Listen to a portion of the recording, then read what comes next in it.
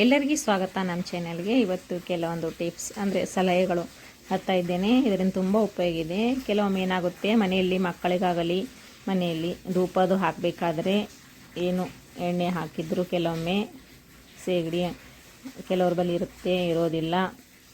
ಕುಳಸಿನ ಈ ಥರ ಸ್ಟ್ಯಾಂಡ್ ತೊಗೊಂಡು ಇಟ್ಟು ಗ್ಯಾಸ್ ಮೇಲೆ ಈ ಥರ ಇಟ್ಟಿದ್ರೆ ಬೇಗನೆ ಕೆಂಡವಾಗುತ್ತವೆ. ಕೆಲವೊಮ್ಮೆ ಏನಾಗುತ್ತವೆ, ಆ ಎಣ್ಣೆ ಯಾವ್ದು ಎಣ್ಣೆ ಹಾಕಿದರೂ ಕೊಳಸಿನ ಬಿಸಿ ಮಾಡೋಕ್ಕೆ ಆಗೋದಿಲ್ಲ, ಕೆಂಡ ಮಾಡೋಕ್ಕಾಗೋದಿಲ್ಲ. ಆವಾಗ ಏನು ಮಾಡಬೇಕಂದ್ರೆ ಈ ಥರ ಇದ್ದಿಲುಗಳನ್ನು, ಕೆಲವೊಂದು ಕಡೆ ಇಡ್ಲಿ ಅಂತ ಹೇಳ್ತಾರೆ, ಕೆಲವೊಂದು ಕಡೆ ಕೊಳಸಿ ಅಂತ ಹೇಳ್ತಾರೆ, ಇವುಗಳನ್ನು ಈ ಥರ ಮಾಡಿಕೊಂಡು ಧೂಪ ಹಾಕೋಕ್ಕೆ ಬಳಸ್ಕೊಳ್ಬೋದು. ನೀವು ಇದು ಕೆಂಡನ ಮಾಡಿಕೊಂಡು ನೀವು ಎದಕ್ಕೆ ಬೇಕಾದರೂ ಬಳಸ್ಕೋಬೋದು. ಕೆಲವೊಮ್ಮೆ ದೃಷ್ಟಿ ತೆಗಿಬೇಕಾಗುತ್ತೆ, ಆವಾಗ ಕೂಡ ಪೇಪರು ಅವು ಹಾಕಿದರೆ ಮನೆಯಲ್ಲಿ ಕಾಟು ಆಗುತ್ತೆ. ದೃಷ್ಟಿ ತೆಗೆಯುವಾಗ ಮೆಣಸಿನಕಾಯಿದು ಮೆಣಸಿನಕಾಯಿ ತೆಗಿಬೇಕಾದ್ರೆ ಅದಕ್ಕೆ ಗರಿ ಹೋಗೋದಾಗೆ ಈ ಥರ ಚೆನ್ನಾಗಿ ಗ್ಯಾಸ್ ಮೇಲೆ ಮಾಡ್ಕೊಳ್ಳಿ. ನೋಡಿ ತೋರಿಸ್ತಾ ಇದ್ದೇನೆ.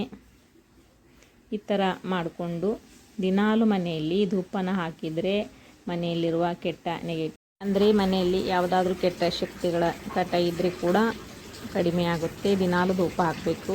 ಈ ಟಿಪ್ಸ್ ನಿಮಗೆ ಇಷ್ಟ ಆಗಿದೆ ಅನ್ಕೋತೀನಿ. ಇಷ್ಟ ಆದರೆ ಲೈಕ್ ಮಾಡಿ, ಶೇರ್ ಮಾಡಿ. ನೋಡಿ ಎಷ್ಟು ಚೆನ್ನಾಗಾಗಿದೆ. ಗಾಳಿ ಹಾಕುತ್ತಾ ಈ ಥರ ಹಾಕಬೇಕು.